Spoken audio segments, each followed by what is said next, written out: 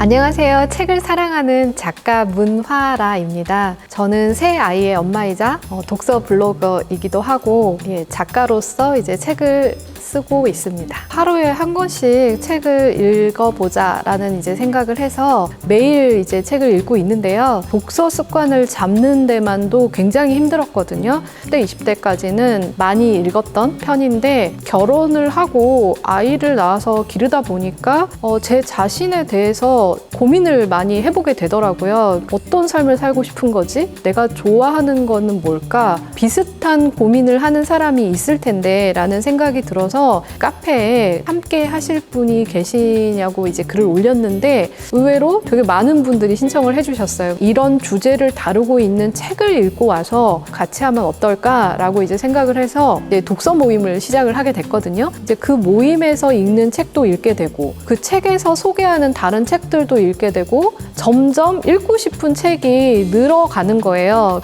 이게 정말 시간은 너무 한정적인데 어떻게 하면 좋을까 고민을 하다가 하루에 한 권씩 책을 좀 읽어보면 어떨까, 그렇게 이제 책과 좀 가까워지게 되었습니다.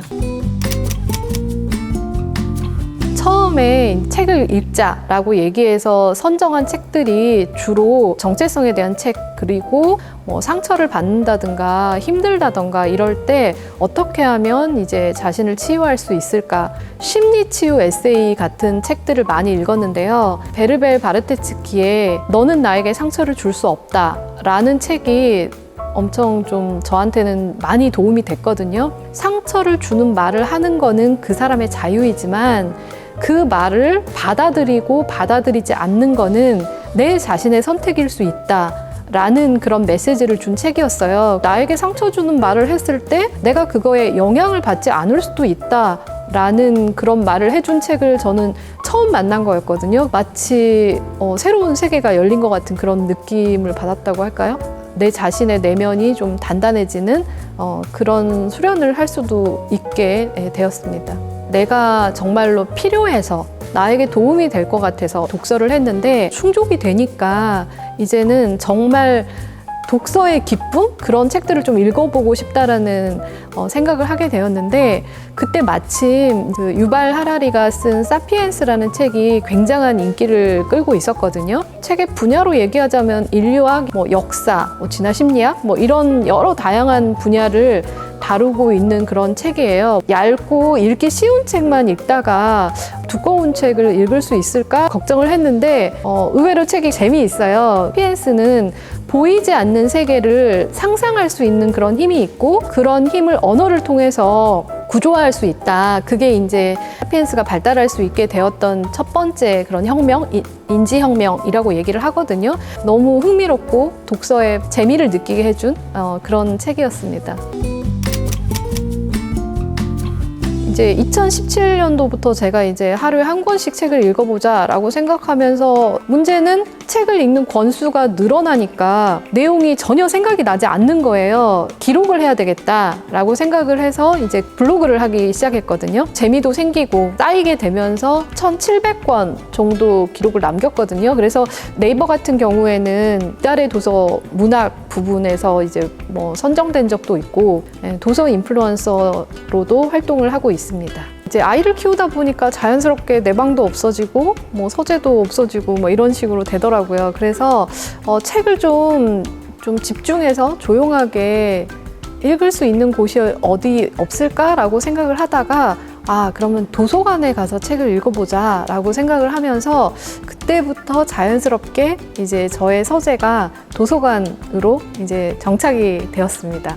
거의 특별한 일이 없으면 매일 저녁 때 도서관을 가거든요. 대체로 구립도서관이나 공립도서관들은 밤 10시까지 하거든요. 이제 아이들 저녁 차려주고 밤에 가면 아무래도 이제 사람들도 많지 않고 훨씬 더 조용하게 집중적으로 책을 읽을 수 있어서 문 닫을 때까지 책을 읽다가 오고 있거든요. 제가 가는 그 마도 도서관도 쾌적하고 굉장히 좀 시설이 좋아요. 그래서 마치 북카페 같은 그런 느낌의 그런 공간이 책을 읽기 좋습니다. 그리고 공부를 할 수도 있고 뭐 영화 같은 것도 볼 수가 있고 굉장히 의외로 다양한 것들을 할 수 있습니다. 도서관의 최고의 장점은 모든 걸 다 무료로 볼 수 있다라는 거. 내가 관심 있는 책을 여러 권 뽑아 와가지고 한 주제의 책을 뭐 비교해 가면서 읽어볼 수도 있고 이런 것도 이제 최고 장점인 것 같고요. 이 독서의 어떤 지평을 좀 넓힐 수가 있거든요. 서재라는 개념도 물론 내가 좋아하고 가장 좀 애정이 있는 그런 책을 읽는 것도 중요하지만 그러니까 거기서 좀 더 넓혀서 내가 기존에 가지고 있는 독서의 세계를 더 넓혀 나갈 수 있는 자극을 줄 수 있는 책을 읽는 것도 중요하잖아요. 그래서 그런 식으로 이제 도서관을 마치 저의 서재처럼 해서 이용을 하고 있습니다. 도서관을 다니다 보니까 다른 지역의 도서관들은 어떻게 생겼을까? 뭐 어떤 특징이 있을까? 뭐 궁금증이 생기더라고요. 이제 도서관 탐방 모임을 하고 있거든요. 도서관을 방문해서 자유롭게 책을 읽고 인증샷도 찍고 근처에 맛집에 가서 탐방 모임을 하고 있어요. 그래서 이제 도서관마다 조금 특화되어 있는 주제를 다루고 있는 경우가 있거든요. 그래서 그 도서관이 표방하는 어떤 뭐 정신 같은 것들도 좀 같이 공감할 수도 있고 할 수 있어서 훨씬 더 좋은 것 같습니다. 방배숲 환경도서관이라는 이제 도서관을 갔는데 여기는 이제 환경 메인 테마 도서관이라고 할까요? 그래서 환경에 대한 책들이 되게 많아요. 방배숲 환경도서관은 너무 자연 친화적이에요. 동그랗게 이제 중정이 있는 방식으로 열람실이 이렇게 있는데 정말 시야가 탁 트이고 책을 읽다가 언제든지 하늘을 볼 수 있는 바깥을 볼 수 있고 그게 이제 초록색으로 다 채워져 있다 보니까 몸도 마음도 되게 좀 상쾌한 느낌? 이런 게 있어서 좋은 도서관이고 좀 추천할 만한 도서관이었습니다. 서대문구의 구립도서관인데요. 이진아 기념도서관은 그러니까 이진아 씨라는 분이 이제 미국 유학 중에 이제 교통사고로 돌아가신 거예요. 아버님이 딸을 추모하기 위해서 사제를 털어서 도서관을 지었는데요.